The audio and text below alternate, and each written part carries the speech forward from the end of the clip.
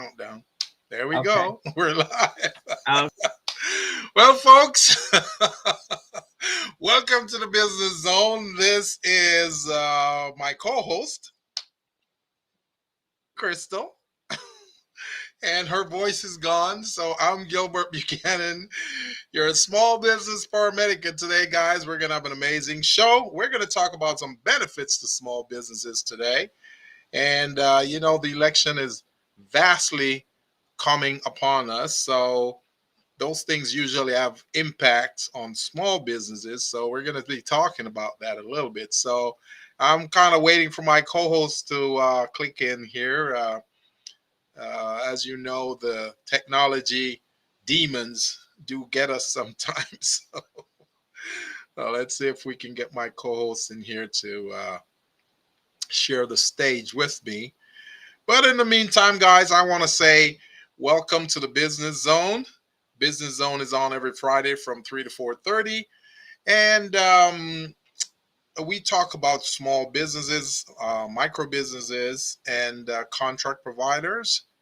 We talk about chambers. We talk about topics that will help businesses advance towards obtaining contracts, such as financials, contract readiness, a capability statement, leadership techniques, styles, and we also speak about statement of qualifications as well as exit strategies and other types of features like those. Looks like my co-host is back with me. So, co-host, are you there? Can we hear you? So she's still being processed right now. There she is. there I am. Okay. There you are, co-host. I have discovered something that when Uh-oh. I'm on, can you hear me? Yeah, I can hear you. Okay. Because I've been bouncing from different Wi-Fi's Yeah. during the day, going when I'm in with the kids, and then I come right in and jump on a You have to Wi. get reset. Huh? My computer is having a struggle with all of that, It's, man. It's it's like, going, hey, I don't recognize you. right, exactly. So, but today was the last day. Hello, everyone. Welcome, welcome, welcome to the Business Zone. This is my co-host, guys. This is Crystal Mitchell. Right. So, I have been doing biz camp for a couple of months now, and so today was the last class culmination Oh, wow. and pitch competition. So that's it. This is until the fall. I am back to my regular scheduled time frames, I guess. So But did they pitch today? Did they pitch their businesses? they did pitch their business. They did a phenomenal job. So our first place winner was a young man, no, young woman. Her name is Sophia Grant. I was actually one of the kids that I taught, and she has a art business, and she does um, a custom made DIY sketchbooks. Mm-hmm. And then the other second place winner was um, a young man by the name of Kobe Sheehy. He actually came from Texas to spend the summer with his aunt and Oh, to spend the summer with us. He's from very Dallas, nice. Texas.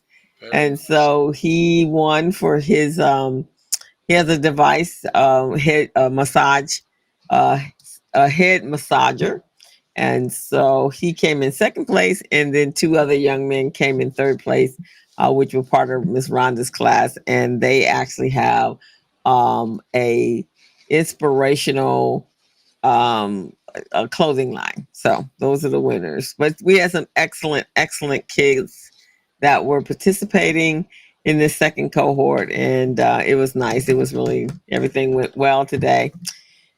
And so that's where I've been all morning, or actually, have been every day for the last 15 days in Wow. this cohort.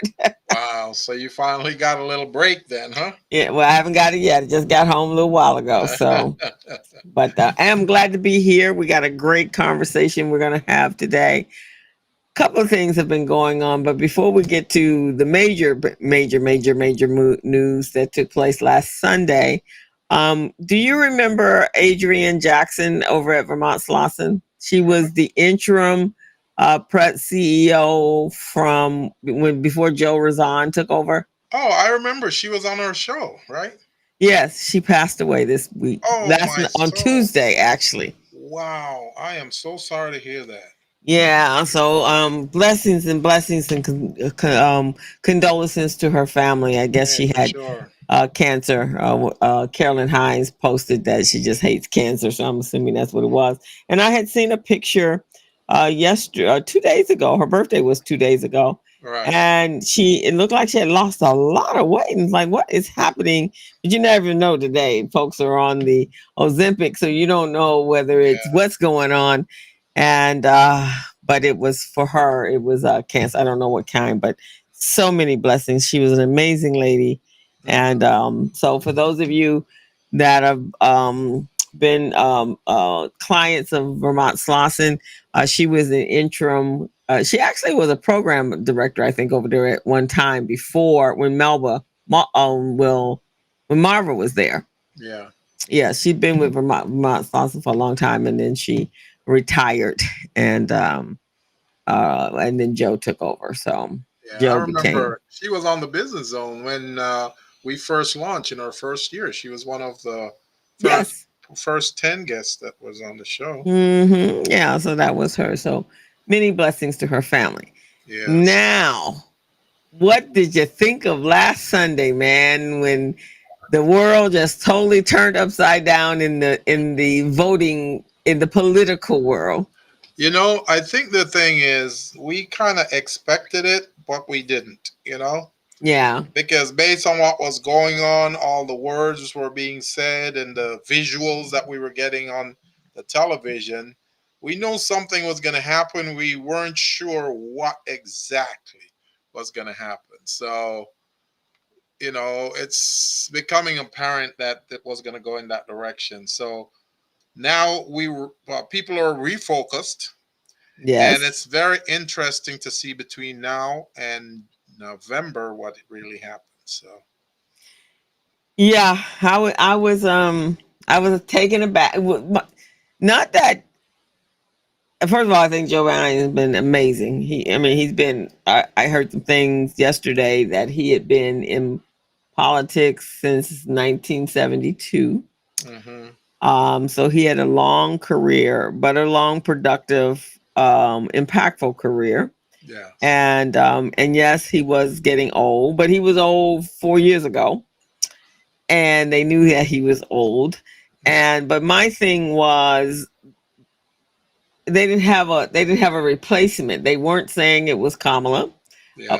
purposely, and that was just like, whoa, wait a minute, hold up, what we doing here? We got all kinds of unprecedented stuff happening, Yeah. and it was just by. I mean, she's the vice president, so it was a given that's where we were going to go with this. So why were we not going with this? I wasn't catching that part. Yeah. Yeah. That kind of, when I saw all of that stuff going on, it kind of reinforced in my mind even more why exit strategies are so important to businesses. Whatever the organization is, whether it's a nonprofit, whether it's government, whether it's private, commercial business, you need to have an exit strategy for things like these, because you don't expect it to happen, but it can happen.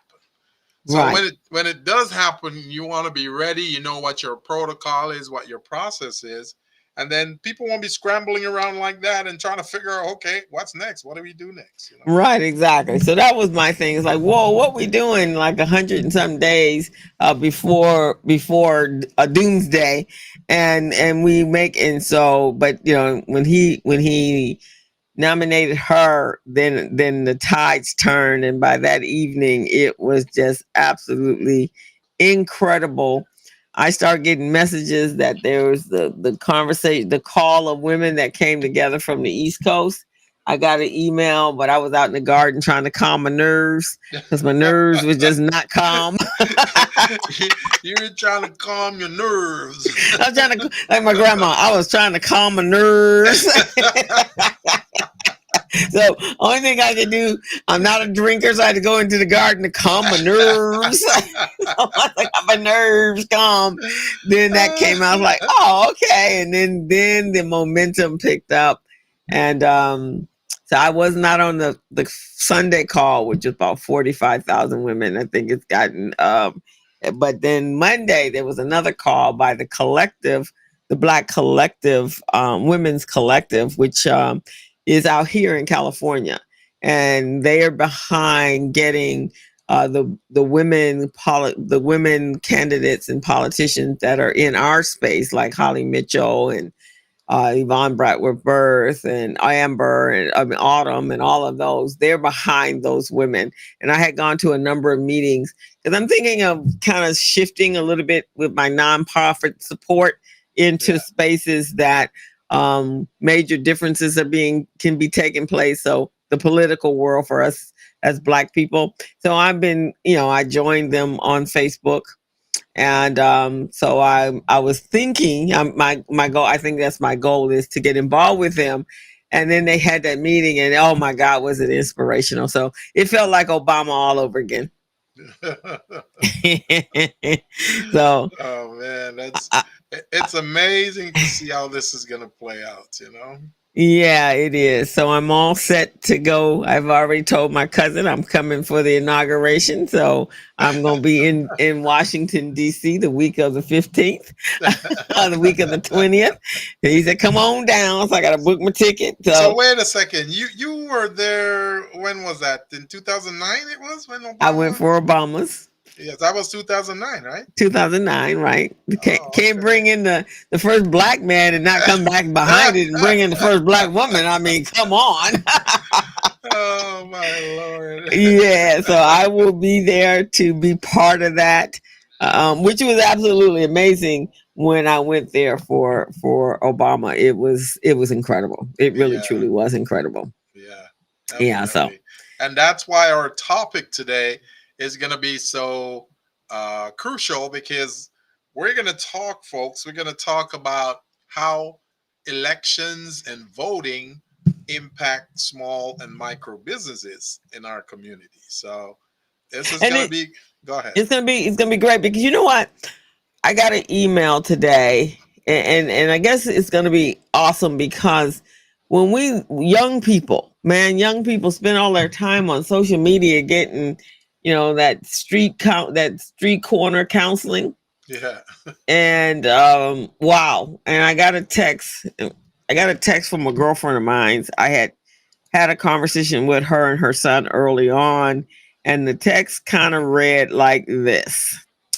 It said, hey, it was to me and my girlfriend.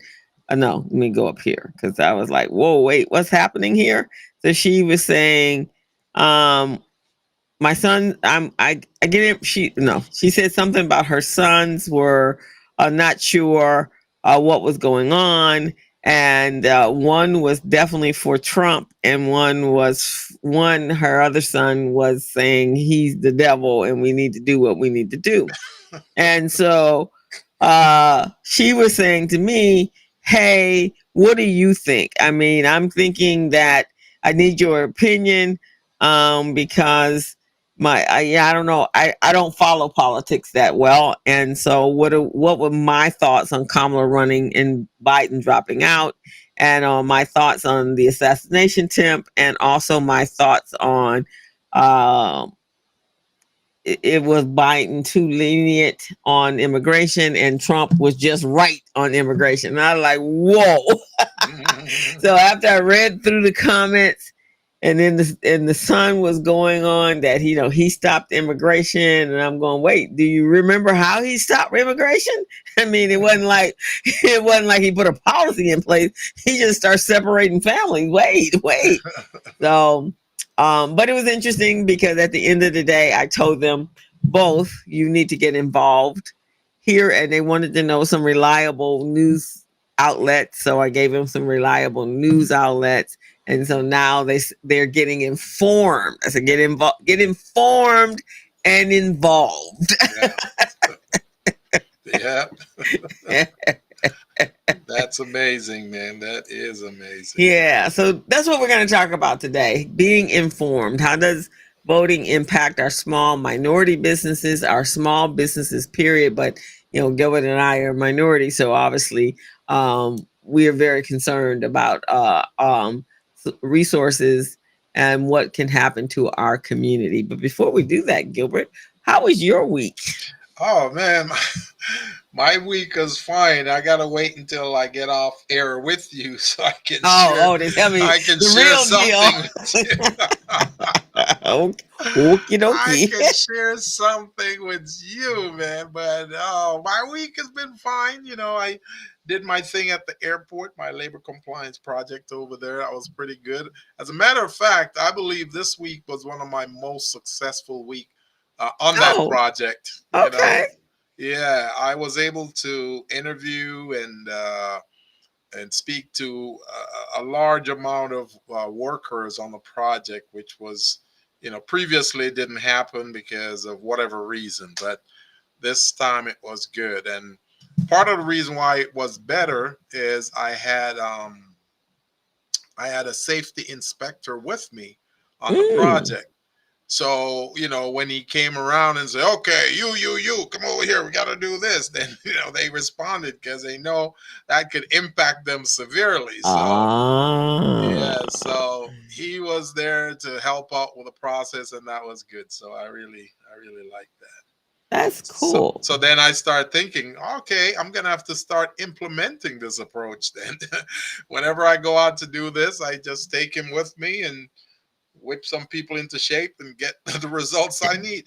At least until they see that this is what has to happen. Maybe take Yeah, him out a couple times, and then they realize they never know when he's hanging in the back room. exactly. And the thing about it is, this is a requirement of their contract. They know they're supposed to do this, but for some reason they're not doing it. That's one. The Mm, second thing is, I'm advocating for them, the workers. So, wouldn't it be in their best interest to provide me the information I need so I can help them? But instead, they're fighting against it. So, some people just have this natural response to object to things. yeah. Whether it's in their best interest or not, they just object. Contrary. They want to be Yeah, contrary. they want Those to be kind of contrarians. contrary, right? I ain't gonna do it just cause I'm not. Yeah, What's your reason? I don't have a reason. Just don't yeah. want to do I ain't it. gonna do it because I don't think I should do it. Right. Exactly. Mm.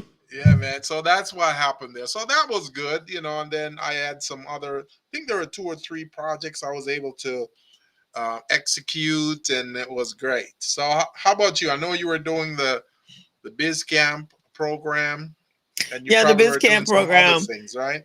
Yeah, we went to Microsoft Oh, on Wednesday, and that was pretty interesting. I have uh Microsoft, and I think I mentioned it before. So Microsoft has a AI component to Microsoft software. Is called Copilot, right? uh huh. And so their Copilot, and they actually have a working partnership with OpenAI, which was Mm-hmm. created by ChatGPT, right? Right.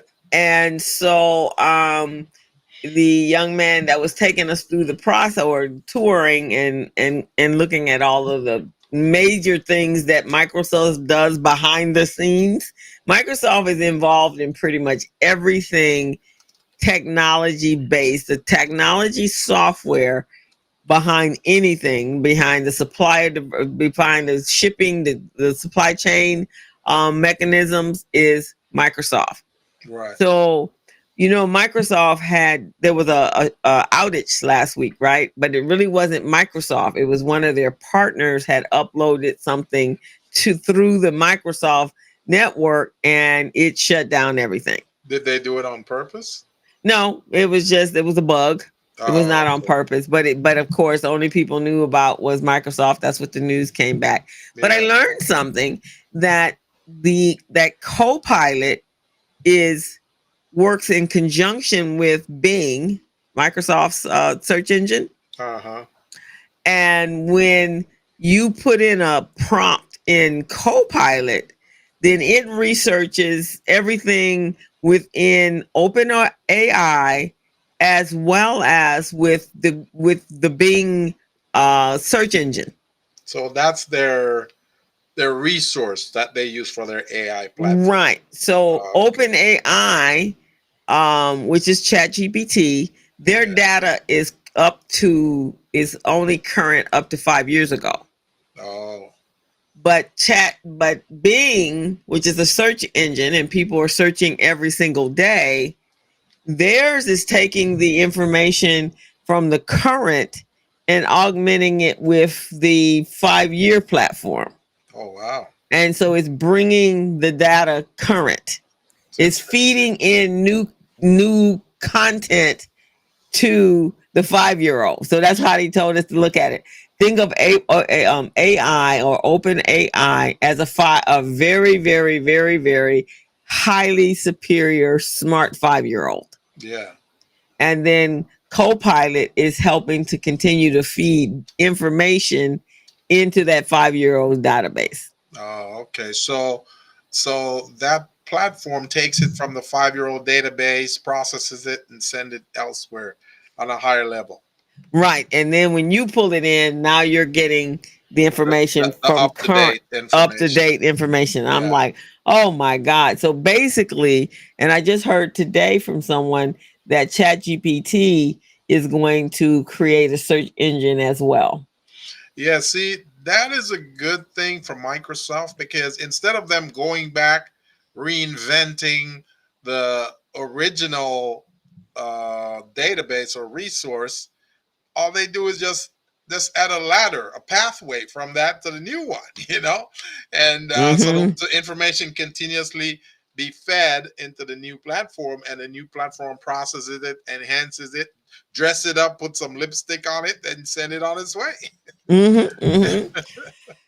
So one of the things I did with the kids, because we were down to the last week, right? So I didn't have time to really go into some major uh, uh, infusion of information, especially when it came to the financials. And that's the most important part of any pitch or any business That's is right.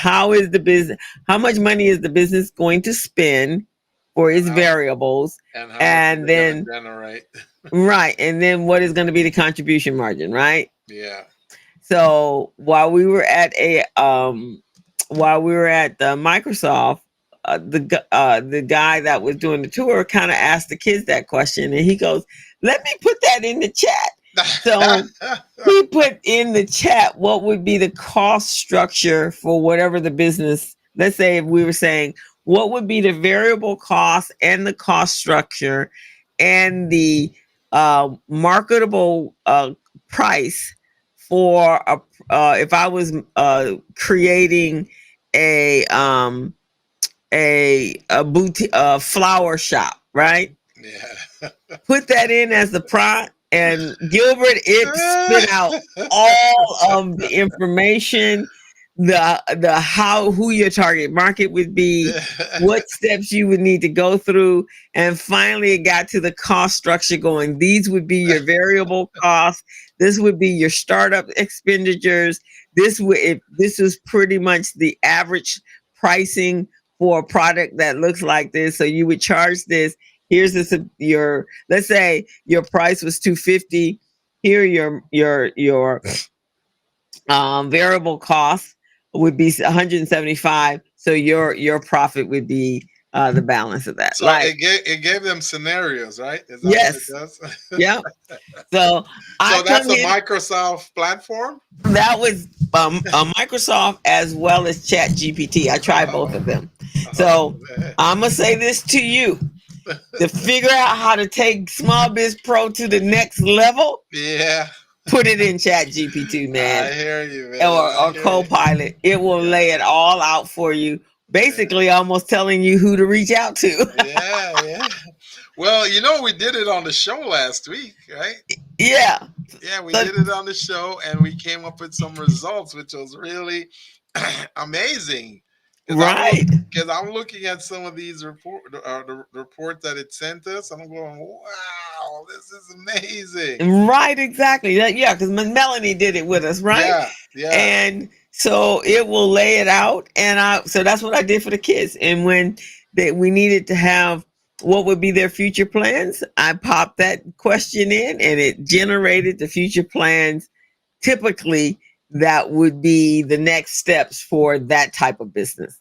Really makes life easy, man. So I am here to say to everyone that is listening to the Business Zone right now, man, start using Copilot and Chat GPT. It will minimize a lot of your efforts. That's what I'm just telling you. That's all I'm telling you. I hear you, man. That's amazing. That Yeah, so is that's what I'm amazing. telling you, partner, um, co-host. Just go ahead and do that. So we Yeah. ready? We want to do our little call out about our QR code, and then let's get cracking on our topic. Right, right, right. So, yeah, for sure, man. Let's do that. Let's do that. Okay, so this is our topic today: how voting impacts small business. But before we get to there, we just want you guys. You're tuned into the Business Zone with Crystal and Gilbert. We ask that you go over to our YouTube channel, hit that subscribe button. You can also take a picture of this QR code here and take you directly to our channel. We're in our 8th year. We are looking to really grow our subscribers, and we'd love for you to go ahead and do that. Doesn't cost you any money. We have an archive of information that dates back to 2017.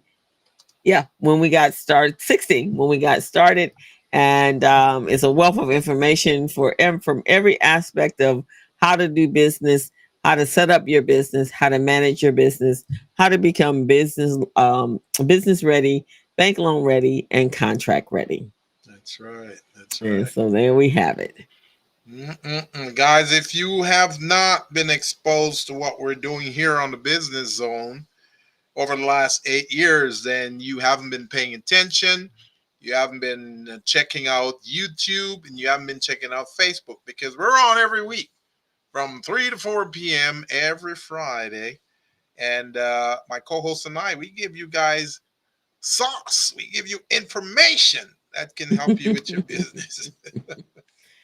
Yeah, so follow us on Facebook, Twitter, and Instagram.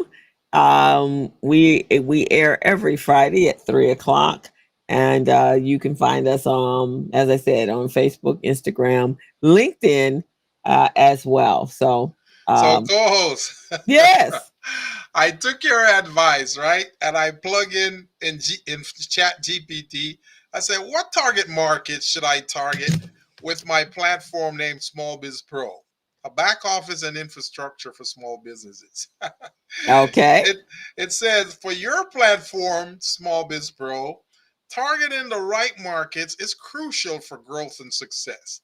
Here are some key target markets to consider. One, startups and new entrepreneurs. Two, freelancers and solopreneurs. Three, small and micro businesses. Four, mm, e-commerce businesses. Five, professional service providers. Six, local and community-based businesses. mm-hmm, Seven, franchise owners. Eight, nonprofits and NGOs. NGO is non-government organizations, so right, that's like nonprofits, other right. nonprofits. And then nine, health and wellness professional. 10, retail businesses. Man, I love this. I love this. And then it has a little sub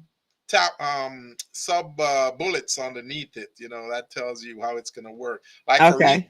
retail business, it says this will help you if you try to integrate the point of sale system and inventory management tool. Oh man, So this is there you great. go. So now This is you just great, co-host. you just take each one of those areas. You already done some of the NGO, I mean the nonprofits, at least in certain areas, but I think you could expand that. Yes. I think you This should expand. This is There you go. amazing. I thought I could trip it up, so that's why I put the name Small Biz Pro in there, because a lot of people don't know, what Small Biz Pro is, but Right. man, He Told came you. up with the right thing. It's very smart. It's very smart, co-host. It's very smart. In So, fact, guys, if you're out there and you're trying to get a back office system to manage your business, your infrastructure, ChatGPT will tell you Small Biz Pro is the one, guys. it'll tell you the one. It'll do it. And now for you, Gilbert, your next thing is create posts for your Instagram, your LinkedIn, and it will create that for you to And do my all that marketing outreach. campaign to Yeah, adjust it to that. I love it, man. I love it. there you go. So I love it. because that way we can get it. We're gonna do a one for the show on how to get more subscribers. Uh, Here's a final statement that it says. It says what?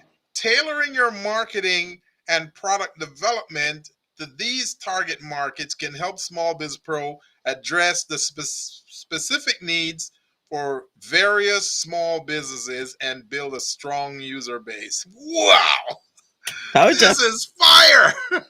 I Told thought you, I man. could trick it, man. I thought I could trick the system, but man, it's on the ball. It is. So that's what I'm telling you, man, and anybody else. But I'm telling you, that's where you need to be going. So focus your Uh, area, your expertise, and your energies in that area. All right, guys. So we're ready to get started. So here's the thing. I think a lot of people think that we all operate as small business owners, and we know this to be true. We kind of work in our own little silos, right? yes, And we think that nothing outside of our doors affect us. right. But if you're thinking of doing very small micro business, it may not affect you. Hmm. But however, if your goal, which should be everyone's goal with a small business, is to grow that business, then anything outside of your door is going to affect you. That's right. That's right. And so, one of the biggest things that is happening in our world today is that we have a life changing election that's approaching in November. Actually, I think today is like 100 days from the election, which is November 5th. So, this election is going to be, can be life changing if we are not proactive and we're not receiving and finding out all the research on how it's going to affect us as small business owners. So today, Gilbert and I thought this would be a great topic in lieu of what took place on Sunday. But I think you guys, as small businesses, really need to understand what what can be affected if we're not proactive. Right. And they really need to think about where are we today? Where do we want to go? And how close are we to where we want to get to? You know? So Mm-hmm. that's going to help them in their decision making and planning because with these elections coming up, man, there's so many things at stake that a lot of small business don't even think about, especially if they were getting subsistence and support from government agencies. A lot of small businesses take that for granted and believe it's going to be there all the time, and it won't be. No, and including the nonprofits. If you're receiving opportunities from organizations like the Los Angeles Urban League or Vermont Slauson or PCR or the Small Business Small Businesses Administration, micro programs, all of those programs could literally disappear. Yeah. And so you need to understand what that means. We already systemically have issues when it comes to funding our businesses. There's so many other disparities that minority owned businesses face every single day Hmm. that prevent you from growing. But imagine if there's actually a concentrated effort. I mean, the Yeah. effort right now is kind of, it is just there. It's just Right. sustainable, right? What do you call it? Not sustainable. It's a systemic, right? Yeah. But let's say they really make a conscious effort. And so that's what we want to talk about today. Yeah. Minority businesses, you already face so many issues and challenges and obstacles to obtain economic growth and sustainability. But this election coming up could create some major concerns for you. So some of those concerns are access to capital. So this is a Gilbert conversation because access to capital is huge. It is. It's extremely huge, guys. And in public works contracting, we talk about the color of money because the color of money has a lot to do with the decisions you make in your own business, what type of money to go after, and how will those money that you're going after benefit your business. A lot of them come with side effects, and you really don't want to take out certain type of money for your business where it's going to affect your business down the road. An example of that would be take out a loan from a loan shark. Their interest rate may be 30, 40%, and that's not going to be good for your bottom line. Or you may decide to take out a loan for your business when you only need a line of credit. So all of those types of things are things that you need to look at, and we're going to cover some of those today. Right. So one of the first ones, as we said, is if there happens to be a change to financial regulations, could make it more difficult for minority-owned businesses to secure loans and funding for their businesses. It's very difficult for us to grow our business if there is no infusion of cash that can help us then generate more revenue in our business. So at some point, usually about 5 years in, 4 years in for some people, having access to loans that can help you start your scaling process. If you're looking to hire employees, you need new equipment, more sophisticated equipment. Well, generally, this happens when we secure loans and funding or lines of credit, but that could literally just disappear, and that wouldn't be at your fingertips, which means that your business would be kind of stunted in its growth process because you need that. And I personally have not seen it in my accounting world where you can generate that much revenue that can help you scale as well. Have you? Well, that is true. They don't really consider minority and many small businesses as important to the society and Uh the huh. economy. So they treat us like discards. They don't really care about us. True that.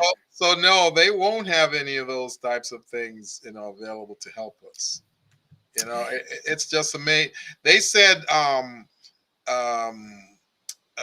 Americans living in substandard housing right now, African Americans 7.5% in comparison to only 2.8% of whites.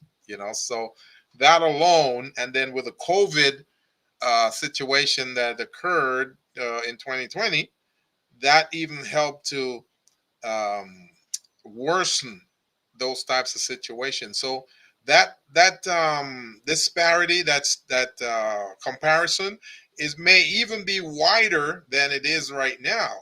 So we as small and minority businesses and entrepreneurs, we need to start looking at those factors and see what can we come up with to bridge this and overcome.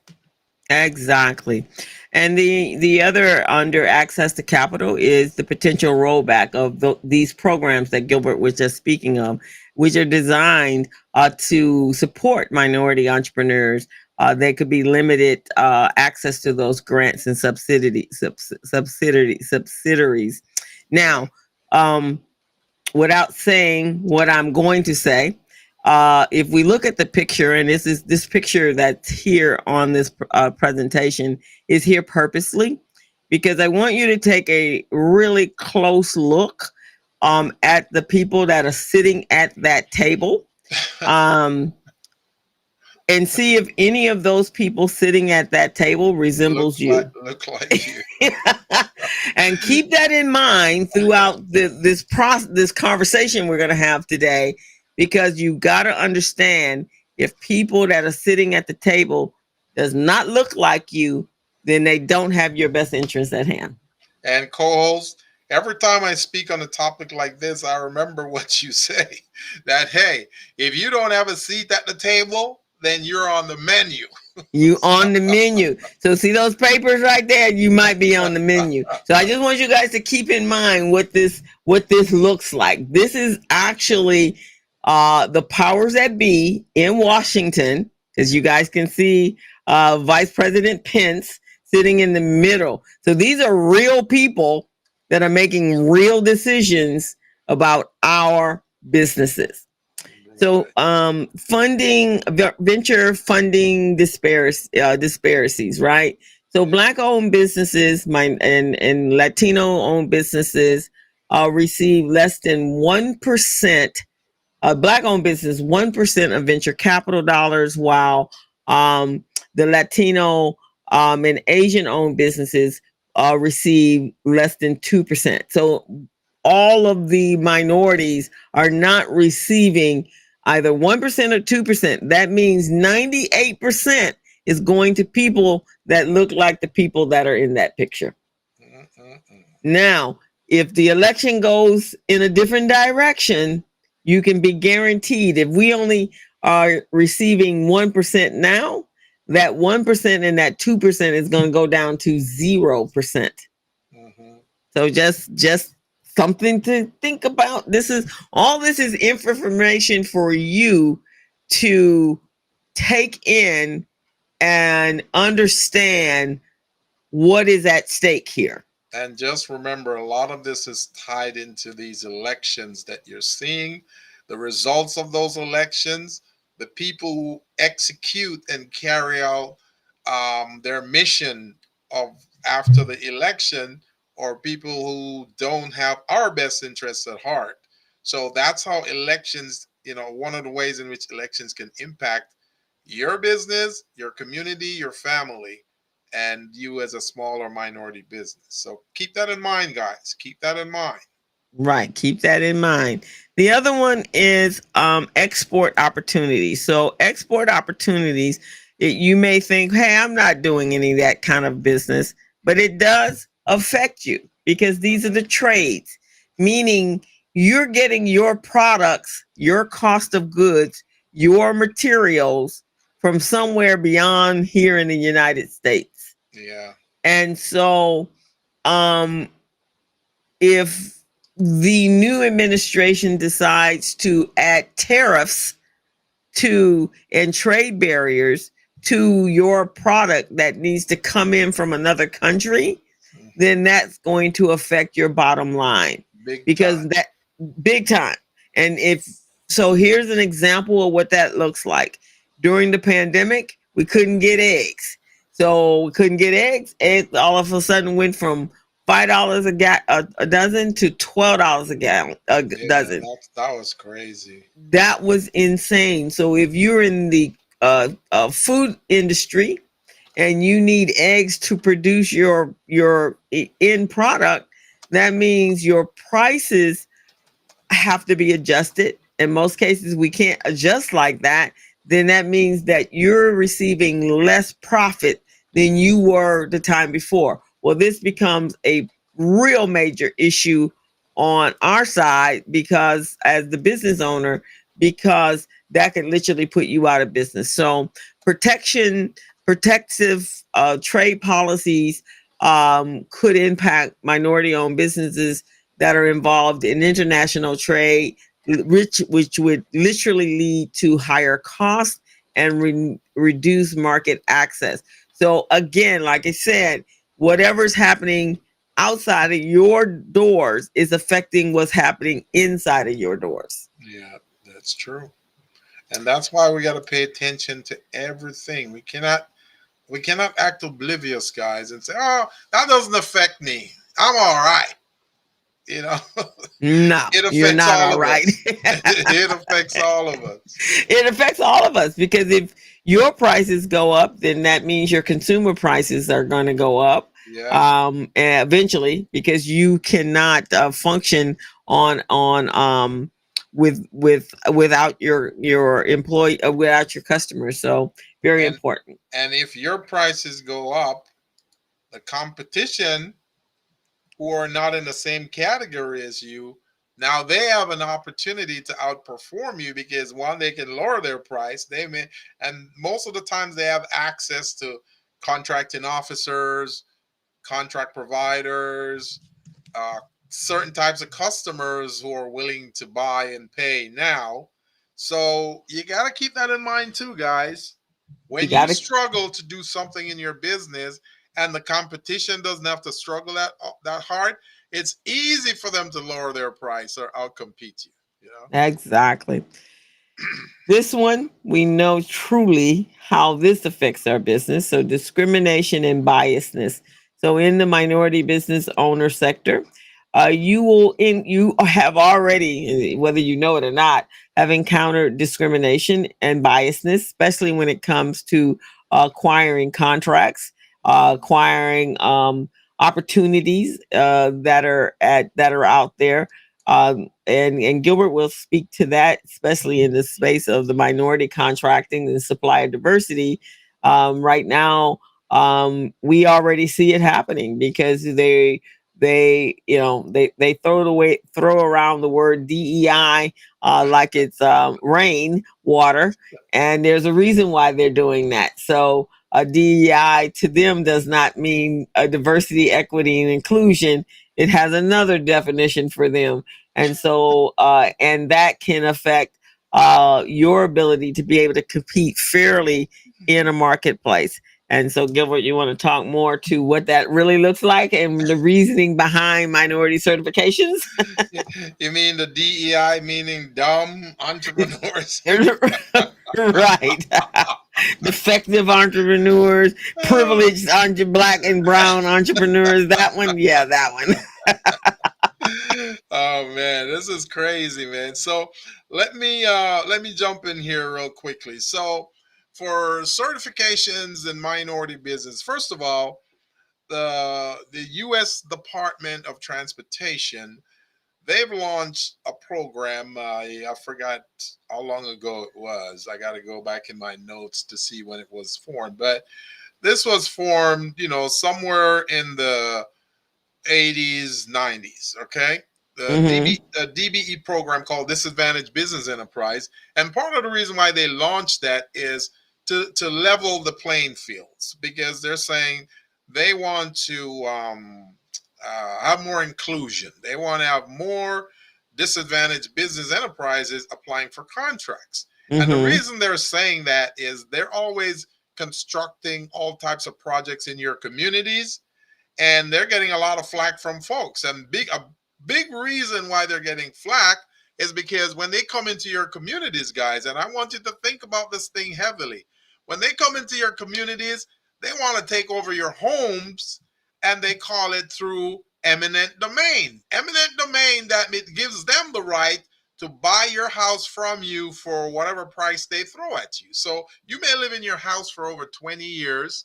You love that house. You spend a lot of money on it. You raised many of your kids in that house. And they're saying, okay, we want to take over that part of the land right there because we want to build railroads or we want to build, a metro station or whatever it is. So we'll pay you 100 grand or 150 grand for your house. So you go, what? The market said my house is worth over 600K. What are you talking about? Well, we're only going to pay 150. And Mm-hmm. that's what they do. So a lot of people were up in arms about that and they start complaining. So, in an effort for the government to make it look like they're fair and honest, then they introduced that program, the Disadvantaged Business Enterprise Program, where they claim that they're going to try to balance the scale so minority and small businesses will get an opportunity to bid on some of these projects that they're trying to build in your community. They figure if they did that, it would shut you up. Okay, so Mm-hmm. that's how they launched that program, claiming that they're gonna give minority and small businesses opportunities, and that will keep them quiet. But what they also didn't tell us, small businesses and minority businesses, is that the agencies that um, they entrust to execute and manage these programs, these agencies are the ones who bring in their friends who are general contractors or prime contractors. They bring them in, and then they bring in their own friends. So they're trying to bypass the process by bringing in their friend and claiming they're disadvantaged businesses or minority businesses. So, with that being said, folks, I just want to give you a quick story on this. When I work at Metro, um, I was a supervisor in the diversity department. So my job was to oversee contracts and make sure contract compliance were being enforced on all of these contracts. Goals were being met by the primes. The primes took care of the subs like they agreed to in the contracts. What we realize is one of the primes, which I won't say their name, Hmm. one of the primes, they came in on a project and they listed 19 subcontractors as disadvantaged businesses on their project. So, the agency, oh, Ray, that's great. At least they're inclusive. They're bringing in disadvantaged businesses on their project. So, when I'm doing my monthly compliance reporting, guys, I realize that, hey, I could never get a hold of these subcontractors to verify their payments or verify that they're on the project, verify the type of work they're doing on the project, and only to find out that these subcontractors never existed. These Ah. subcontractors are phantom subcontractors that the prime put on the contracting list to state that they have subs when they never had subs. So all that money was going into their pockets. You see what I'm saying? So let's say the subcontract for each one of those 19 subcontractor was say $1 million, Right. right? That's $19 million that the prime get to keep in their pocket and not paying it to the subcontractors. So those are some of the things that go on when you don't have proper monitoring and compliance and regulation systems in place. And that's why, elections like these that we're talking about that's coming up is so crucial, because when you have people in office who don't pay attention to these type of disparities that go on, then it's going to continue to go on. It's going to destroy our economy. It's going to destroy our communities. It's going to destroy our families, and most importantly, destroy our small businesses. So, guys, you really need to pay attention. So, what my co-host is saying to you guys is really true. Really, really Right. true. And again, so these things are happening at these tables with people that look like these people, but Yeah, they don't look like you. So that's this right. is we cannot stick our head in the sand and assume that everyone has our best interest. So as Gilbert just let you know, they don't have your best interest at hand. They don't. They and They here's don't. another reason why they don't have your best interests at heart. Okay, they claim that these programs are designed to support, sustain, and grow small and minority businesses, right? Mm-hmm. However, when these primes do not pay you, the subcontractors, on time, and you complain to the owner, the project owner, all right, their response is, well, actually, the contract that we have is not with you, it's with the prime. So we can't intervene against the prime. So what you're going to have to do is take it up in mediation, or try to go to some type of uh, what they call this, arbitration, right? Mm. That's what they do. So now they're putting the onus on you, even though they're paid by the U.S. Department of Transportation to ensure that small and minority businesses, or classified as disadvantaged businesses, get their piece of the pie in a fair and equitable manner. They're not doing that. So they're Ex- violating these things themselves. And these are the same kind of people you're looking at here on this at this table. exactly. So next one up is education and training. So, um, there are programs that are out there based upon the fact that we are minorities, and we know that all the opportunities don't necessarily get disseminated down to us. So there are actually programs that have been put in place with the SBA, the Small Business Administration, as well as other organizations that are connected to the SBA that provide you business education, mentorship, and skill development, which is very crucial to you as a minority entrepreneur to be able to obtain these skills, which is what we call capacity building, so that you can be a better business owner.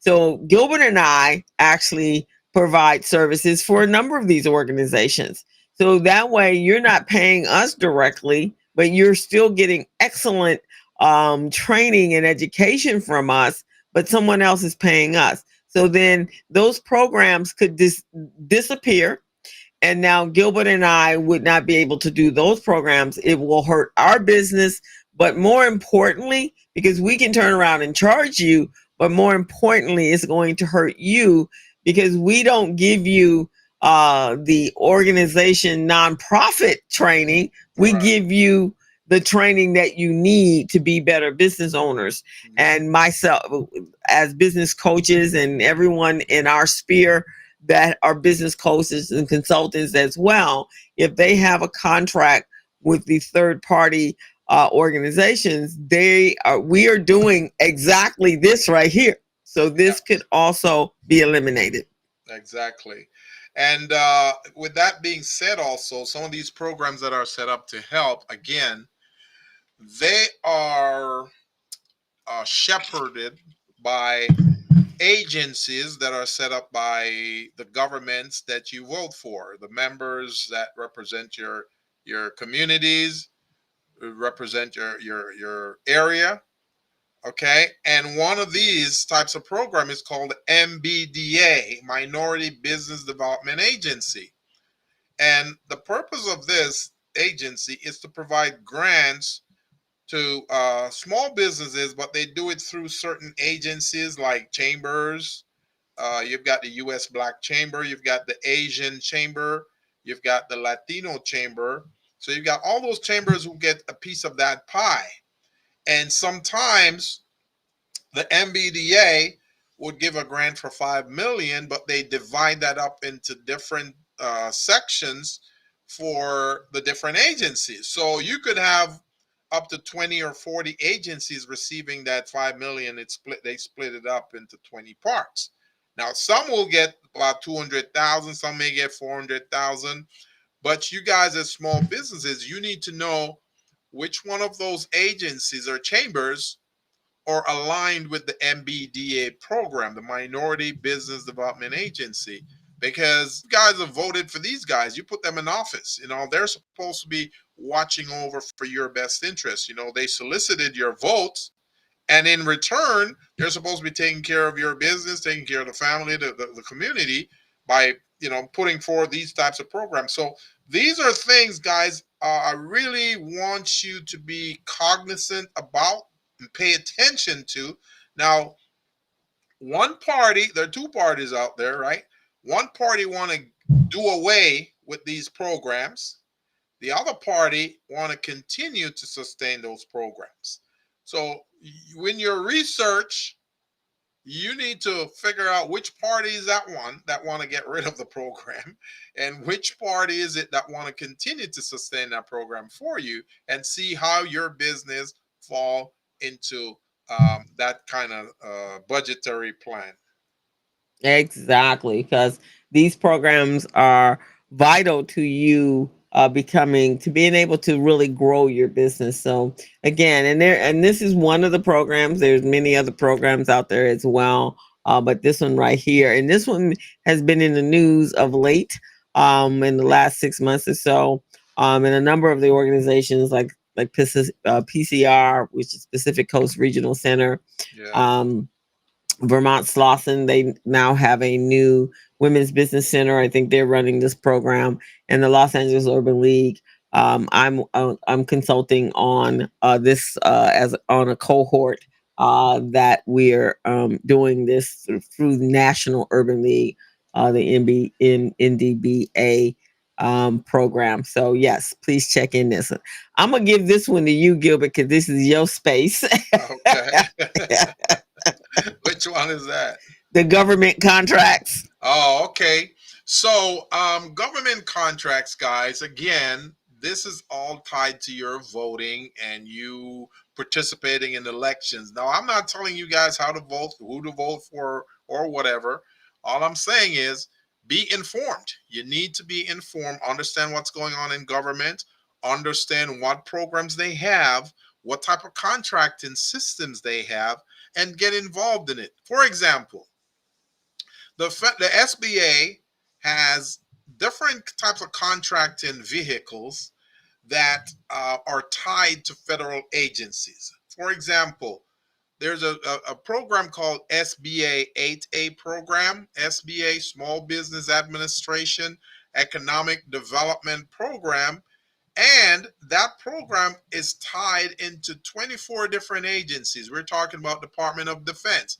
We're talking about Department of Commerce, USDA, the Veterans Administration. All of those different agencies are required, by the program, by the policies of those programs to make contracting available to minorities, disadvantaged businesses, veteran-owned businesses, and women-owned businesses. There are a certain percentage, right?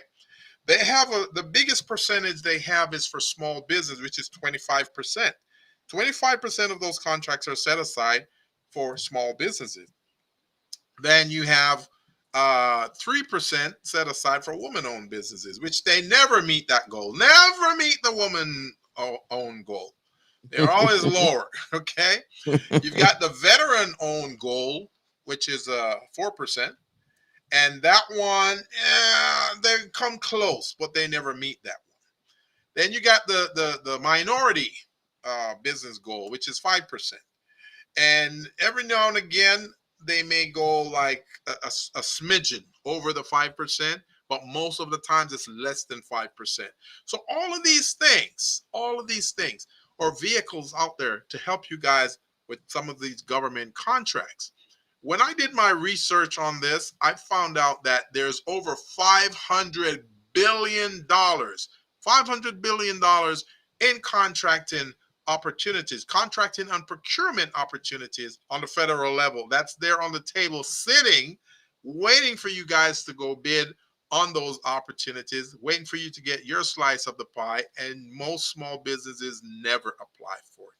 So that's 500 billion sitting on the table. So these folks you're seeing sitting at the table, they're there with their arms around your 500 billion that you're not even applying for. You're not even applying your business for, and you need to be a little bit more aware of the government contracting process. Now, I understand that it may be overwhelming to a lot of small and woman owned and minority businesses. Yes, it may be overwhelming. That's why you've got consultants and business coaches like myself and my co host, Crystal, here to guide you guys, prepare you guys, help you to become contract ready, help you to become business ready, and also help you to become loan ready. When I say loan ready, I mean funding. That means you go after certain types of fund. Many of you small businesses, you don't need loans. You need a line of credit. You need a line of credit. You don't need a loan. When you get a loan, you're going to have to pay a large monthly payment every month for the life of the loan, which could take anywhere from 3 years to 5 years, right? 5 years monthly payment. That's 60 months right there. You see what I'm saying? You Let's say your payment is 1,000 or 1,500 or even 3,000, depending on the size of the loan. Can you imagine paying $3,000 every month for 60 months going out of your business? That's going to kill your small business. So, but if you get a line of credit, you only get to pay back on what you use. Because you may decide to spend $10,000 on something, you know, over the next 3 months. You only pay back on that 10,000 the next 3 months. You pay it off, you don't have a bill. You don't have to pay anything else. That money's just sitting in an account for you to use whenever you need it. So those are the things we're trying to coach small businesses on. For government contract, you always need to have a line of credit available because you never know. Depending on the contract you get, you may have to hire people to help you out on this project.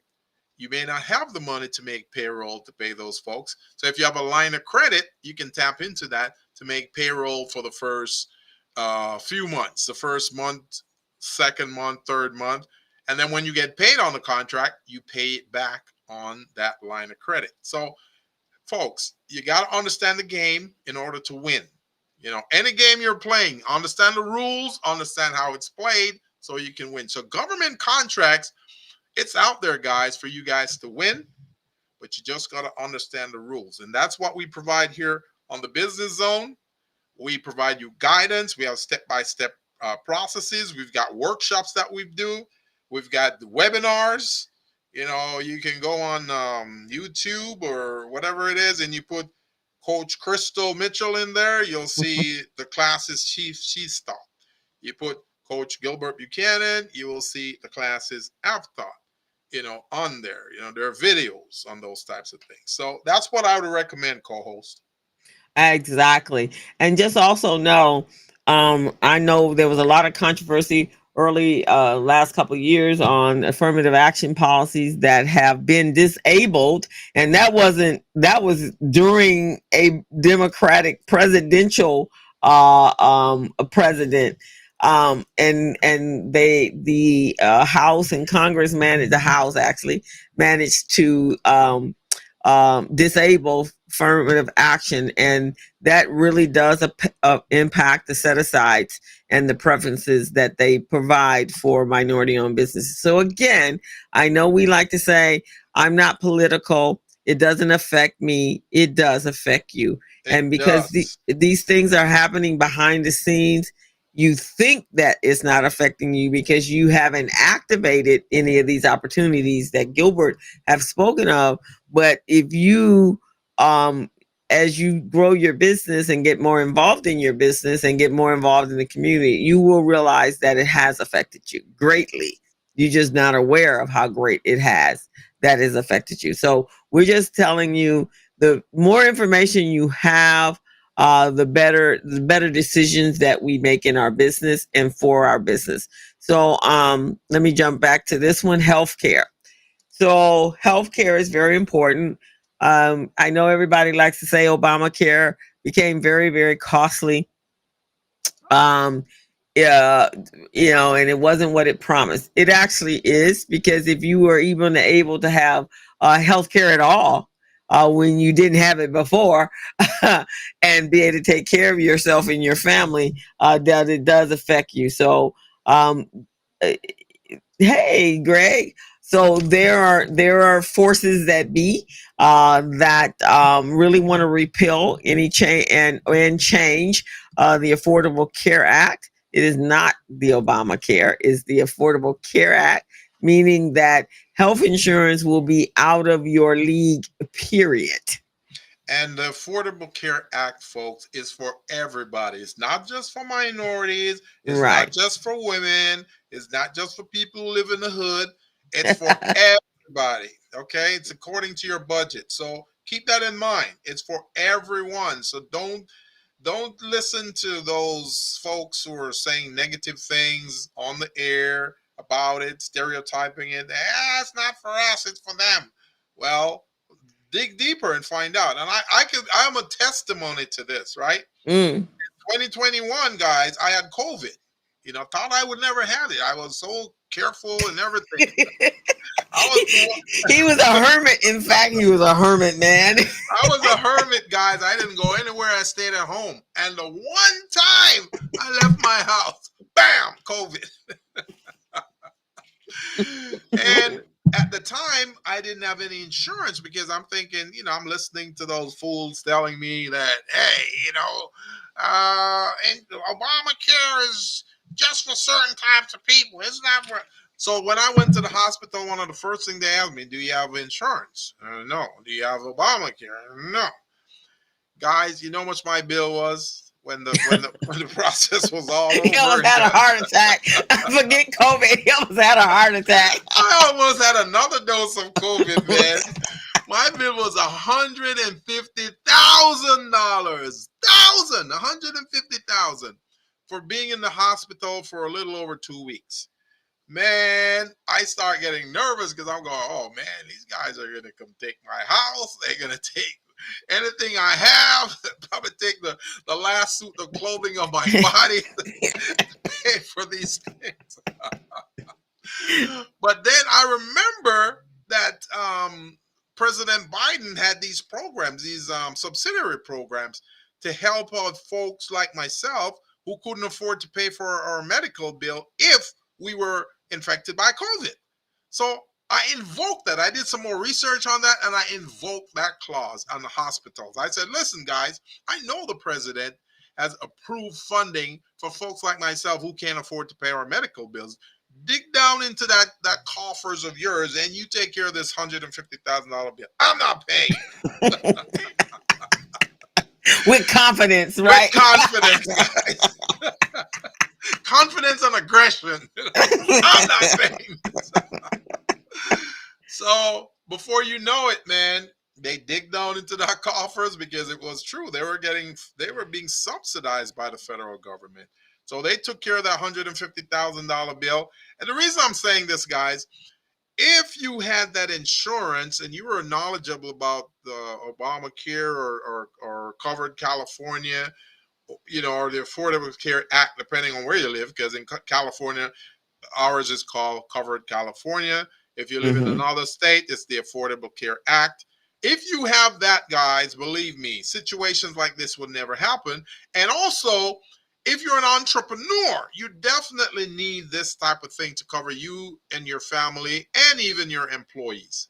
So, you know, be awake, pay attention, don't just take what you hear on the television or on the radio. Do your research and make sure the people you're voting for to put them in office, they see your needs and your Hmm. requirement too as something that's synonymous with what they're trying to do. Make sure, guys. Exactly. And Greg said you wanted to tell them to give you the virus back because I ain't got no $150,000, so I want I'm my virus returning it. back. Give me a refund. Give me my virus back. True that, man. True that. Because those are the things that really devastate minorities. Period. Hospital bills Yeah. can literally They can wipe you wipe you out. out, man. Wipe you out. I've seen people in Arizona who had COVID. This one guy, there are like three people in the family with COVID. And Mm, his family bill was over 600,000. 600,000. The guy couldn't pay it. So you know what they did? They took his house. They yeah. took his house. Now, how is that guy going to continue providing for his family? It was just Right, because a, now he's in a whole different situation. And we don't even understand in the state of California. So local government is really, really important, guys, because exactly. when Sunday when they were talking about all the nuances of who could this open a Democratic conference and we'll go out looking for some people, and of course Newsom's name was bantered about, and I'm not sure, you guys can say what you want about him, but right now, we need him to be in place so someone else don't get in and just upset the whole apple cart here in the state of California, because we have stuff going on in our state that other people don't have in their state. Yeah, there's some things with immigration, and we're going to talk about that in a minute. But overall, if you go traveling, leave the state of California and go traveling across the country and Yeah. take some visits to Texas and take some visits to Arkansas and take some visits to Mississippi, take some visits to Florida, you will come running back to the state of California. That's all I'm gonna tell you It's because like it, it's like the prodigal son, right? Decide to leave home. I can find things better outside. So prodigal son left home thinking life will be better outside, and for the first 3-4 weeks, he found out, man, It's worse out here. Right, So, exactly. so he came back home with his tail between his legs. I'm so sorry I made that decision. I didn't mean that. I I didn't mean didn't what I mean said. it. I Yeah, was you just joking. you don't know. Life here in California, it may be expensive, but it's a lot safer. Yeah, yeah, we don't definitely, man. we don't have you know when I went to Savannah for my nephew's graduation, we're at the canal on the where the a reservoir or the what's the face it was, and I'm walking, and I look at this man and I went, this man is strapped. He had his pistol strapped to his leg. I'm like, oh Lord, let me get back to California. It's like in the movies, right? I mean, he had on his what was that with the movie that Harrison Ford was in the where he was uh, Oh, the with the hat. with the hat and the vest and Yeah, this dude was dressed just like him. yeah. Whew. Indiana Jones. Indiana Jones. Indiana, the dude Yeah, looked like Indiana Jones with his gun strapped to his leg. That was in Georgia. that is Lord have crazy. mercy. I'm glad we were there for a weekend. But yeah, next is immigration policy. So I Yeah, understand immigration is broke. And it didn't just get broke with Obama. With Obama, it didn't get broke with Biden. It has been broke forever. yeah. And there are a lot of individuals I think that are vested some sort of way in it, which is why they can't seem to fix it. A Yeah. lot of times when there's who is it? You said it. Greg has said it. Have said it in the past. When you follow the money, you find out really what's going on behind the Oh scenes. yeah, for sure. So all them people sitting at that table back there, you follow their money, and I Yeah. bet you'll find out why the immigration system is broken. It has Hmm. been broken for many, many, many, many, many years. Yeah. But however, as broke as it is, um, it could be worse. And so we saw some stuff a couple years, in 2016 that I hope I never see again in my lifetime, where children are being separated from parents. That is not the way to fix That the is immigration crazy. system. That is But crazy. however, things could change. And it would affect you even as a minority owned, black owned business, definitely as a Hispanic owned business. It affects labor, which then affects migrant communities. Visa programs could be affected. So, and we're going to talk about this not this week, but next week, the Project 25 and how that is going to affect you. Oh So, yeah, I definitely want to talk about that. yeah, and one of the things that's really was from the immigration policies that's important to me is my niece, daughter, granddaughter. They live in Egypt, but my niece was born here in the United States, so she is a U.S. citizen, and her father was from Egypt, so she has dual citizenship, which means her child has dual citizenship. Oh, So they want to remove the ability for a person that has citizenship here, that when they have a child, that child is not a dual citizen. It's not automatic. So this would affect us greatly. A lot of us, there are a lot of people. Gilbert, if you came in, if you got married and happened to have kids, that means your kids would not be um, that a is citizen crazy. a That is citizen crazy. here. So that those are things that carry long-term consequences for the next generation. You know what I think, co-host? I don't think that's gonna take. I don't think it's ever gonna pass. And you know why? Because a lot of their friends are foreigners who come here. Look at the whole Ukraine system, right? Right. They brought a lot of Ukrainians here to enjoy the benefits that many of us Americans are supposed to be benefiting from, and they didn't go through the process that we went through. They were fast track. They came Oh in, yeah. they got probably got immediate citizenship. So if those folks were to have kids, are they going to send them back and call them Ukrainian? No, they're not going to do that. So that's why I know this is not going to work. That But part. it's interesting when America talks immigrant. they don't talk immigrant if their skin is white. They That's talk immigrant that's if your true. skin is black or brown. That's true, and they got it That's wrong. that is that's the difference. That's Yeah, it is a very duplicitous system that we yeah, have here. But when they talk about remove all the immigrants, well, we have a lot of British people here. We have a lot of Canadians here. We have a lot of yeah. Ukrainians here. We have a lot of Russians here. We have French, Italian, German. Are we kicking everybody out? Yeah, Because it's if we're not gonna talking work. about eliminate immigrants, then we mean we talking to everybody. And just because they're brown doesn't mean that your skin could be white and not be here illegally. Yeah, see, that's the one part I know will not work. They make a lot of noise about this, but they know it won't work because it has to be across the board. Yeah, You it know, has to be across the board. it cannot be just some people and not others, because that's how the Constitution is built, right? To deal with things across the board, supposedly. Supposedly. So yeah, exactly. But again, as we said at the top of this show, being involved, being informed, not because you heard it from somewhere else. Even us telling you this right now, Yeah, go and do your research. We're just giving you information to then take this information and then go do your own research. But make sure you're getting some unbiased information out there so you can make better decisions.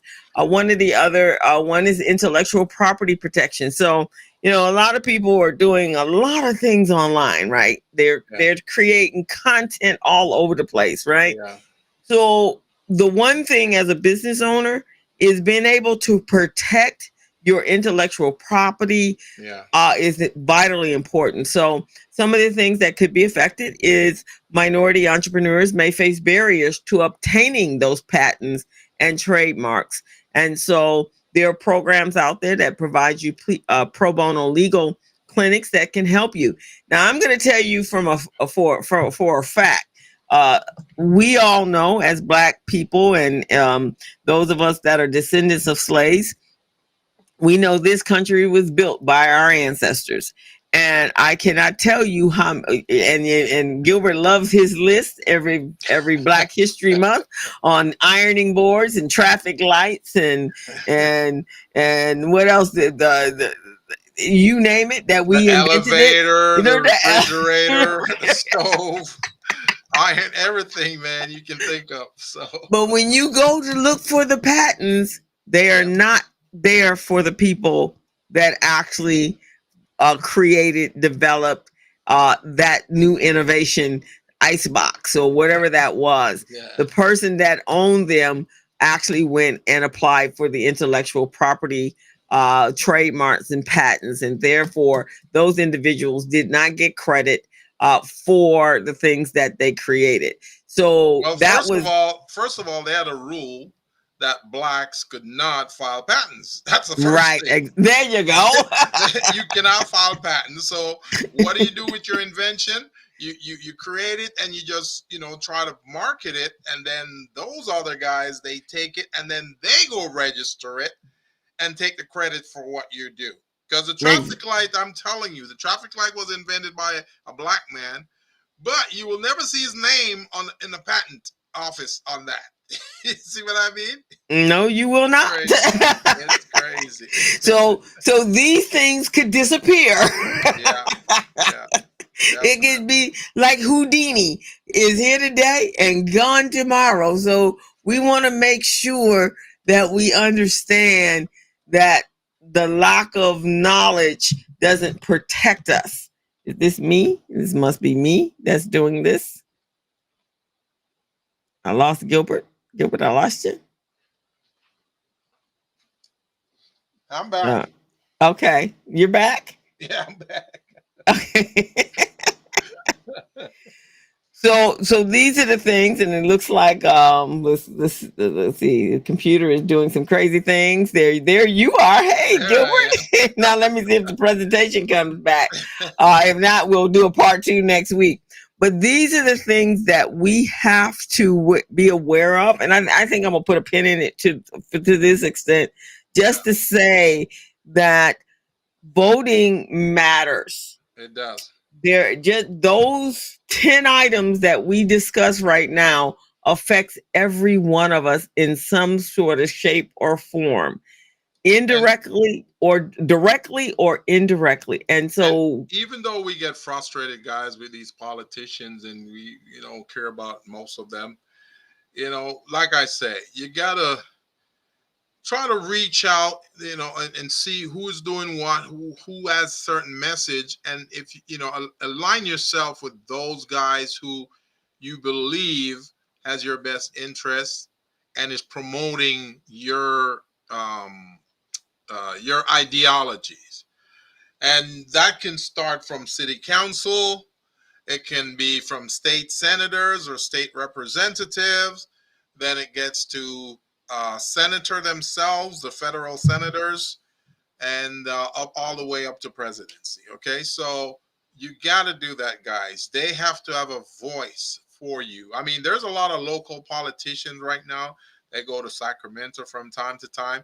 They come to many of our events, our galas, and our recognition ceremonies, and they hear what we're saying, but we just got to keep, we got to keep at them, and keep saying in their ears. They said a squeaky wheel gets the most grease. So you got to be the squeaky wheel. Keep making noise, guys. So when they get to those bigger office, part of their agenda will be to promote what you're trying to do. So yeah, so and the only way you can do that is through the voting.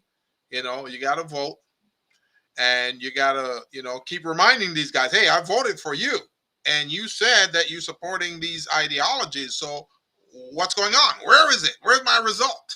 exactly. And so basically that's accountability. So it just doesn't end with you voting them in. It means that you have to stay on top of it to Hold make them sure, accountable, man. hold them accountable, that they are providing the exact vote policies and the reason you voted for them and their promises, their campaign promises. You have to hold them to the fire on that. But as we said at the beginning, and we're going to be having this conversation throughout as we go through this next 100 days until we at countdown and November 5th, when it is election day. It's very important, and I think each and every one of us as podcasters that are out here, whether we got a tiny audience or we got a humongous audience, we need to make sure that we are reinforcing how important voting is. That is, when you turn 18, you are now an adult by legal standards, and they can actually and this is one of the things that could take place, and that's part of that Project 25. You could be drafted in the army and go and fight for this country and come back completely mangled, and you have no say so in what's happening in your life or your children's life or your family's life. So voting is vital to our pure existence, to Yeah. being here. And it's not something that we should take for granted, because there are many people that lost their lives being able to obtain the right to vote. And so we want you to understand how important that is. So we will be on our drums from here on out as well, making sure everyone understands that there is this is a right of yours, but it's also a privilege in some places. I was listening, Gilbert, the other day to Roland Martin, and he was saying he's in Texas, which is the state that he's from. Mm-hmm. His his driver's license, because he's kind of remote. His home is Texas, but he's all over the country, right? Yeah. But his driver's license was expiring before his birthday. So his parents said, "Here, come home, and you can go to this city."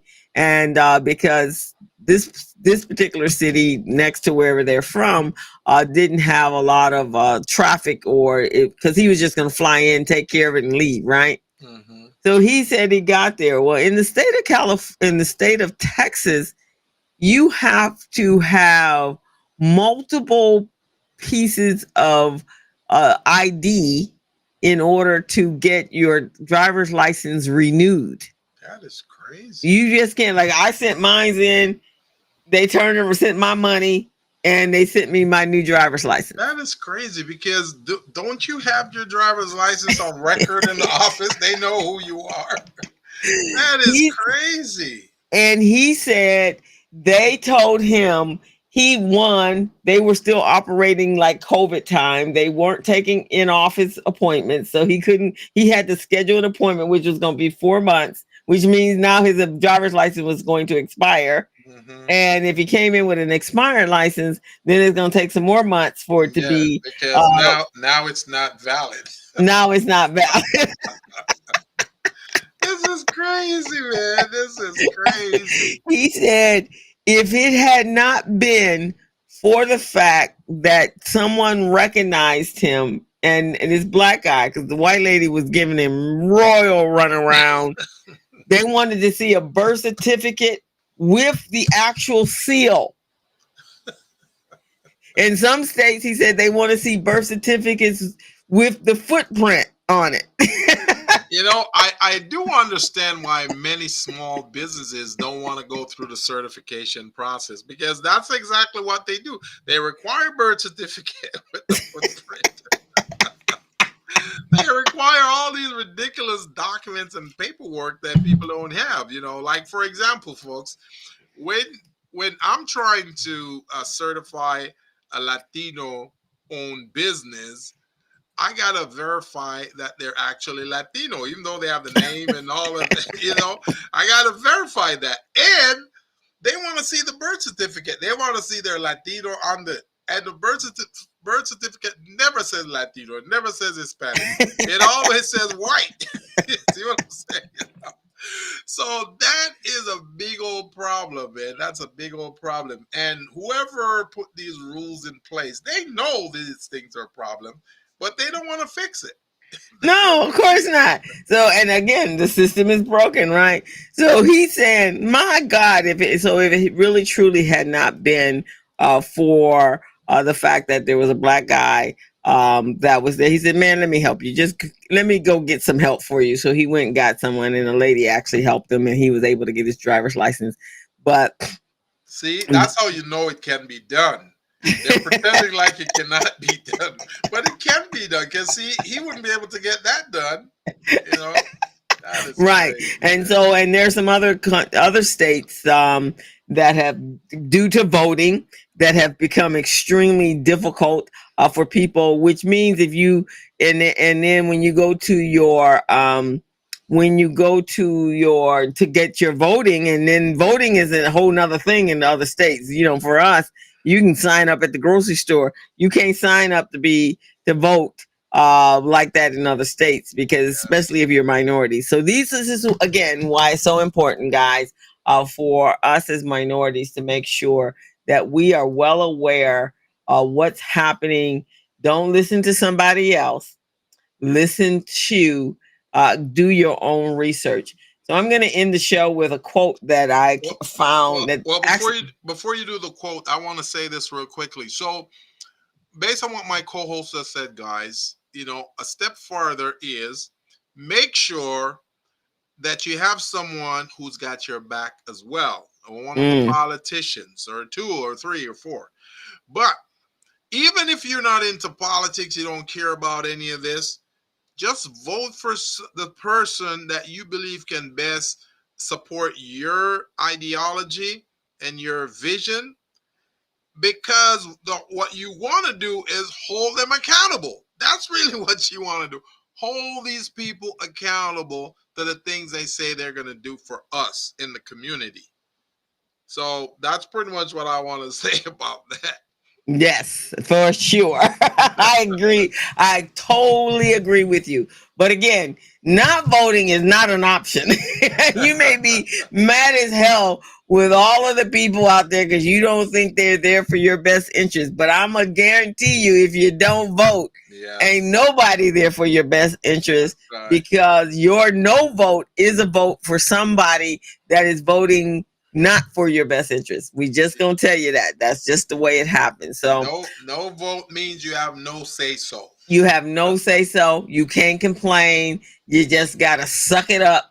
whatever they're going to throw at you because you didn't voice your opinion, and your opinion is by voting for the person that is operating for your best interest. You just have to do your you have to do your due diligence. You have to dot your I's and cross your T's. Make sure you do sometimes you got to go back several years. Greg and I, man, we be going into deep detail. I have some other friends of mine. We last year I went to Emma Maxey's voting party. We went through the ballot. Anybody had some information, we shared it. We actually did our due diligence while we were sitting there. So that meant when we signed the seal of the envelope, we were confident that this person was voting for our best interest. So that's very important. And this is a majorly important election that is coming upon us. So you have to do the right thing. So we're going to close the show with a quote from Martin Luther King. It says, "Our lives begin to end the day we become silent about things that matter." So if you become silent about the things that matter to your pure existence, and if you don't think your existence is valuable enough, then think about your children, your grandchildren, and the next generation and the next generation after that. We don't live on in this country, or we don't live in this life on an island. We are connected with multiple people. So it may not mean anything to you, but it means a lot to some other young people. And we have to protect this planet and this place to make sure they have a decent place to live, hopefully with opportunities and protection for who they are, and it doesn't become the wild, wild west. So that's how I am going to end this, because we don't want to go back, because anything before 1960, not a fun place to go back to. That's true, man. That is true. If you're a minority, that's all I'm going to say to you. That is true, guys. Make sure, pay attention, make sure become a part of the process, because if you don't become a part of the process, you're going to become the process. Okay. You're on the menu. You're not at the table. You're part of the menu. And in some cases, we not even the main dish. Sometimes we like the dessert. Yeah. An afterthought. And in most cases, people pass up on the dessert. So we want to be the appetizer. We want to be the main menu, and we want to be the dessert with a cup of coffee afterwards. That's what I want to be. That's right, man. So keep that in mind, guys. We just wanted to kind of paint a picture for you to see that, we're not really telling you to vote for anyone in particular, but it's important to vote, and it's important to get one of those candidates or more of those candidates who are they're vying for office. Make sure they understand your mission, your vision, what's important to you, what's important to your family, what's important to your employees. So that's pretty much it. All righty. So with that, we're going to wish you guys a wonderful weekend and a wonderful week next week. Thank you, Greg. Greg said this is a great show. And we will see you next Friday at 3:00. Also, if you tune into the community briefing, which Greg and I are a part of that team, we're going to be talking about voting as well. We will. I think we're going to have one couple of the organizers of the Black Women Collective going to be on, and we're looking for some other women from the Black Women's Network to come on and talk about what our action items should be to be able to make sure that the person that's in the White House is going to be there for our benefit and not for somebody else's benefit. So you may want to tune into that. You can go, you can reach out to me, and I can give you the link if you want to be part of it. If not, you can catch it on Facebook and eventually on LinkedIn. So we will see you all next week. Have a fantastic week. Gilbert, you ready to take us out? I am ready to take us out. See you guys next week, Friday. All right. Bye-bye. As a small business pro, I saw we roll. Government program and control. As a small business business pro, so we grow. Using procurement, program and control. I'm a businessman.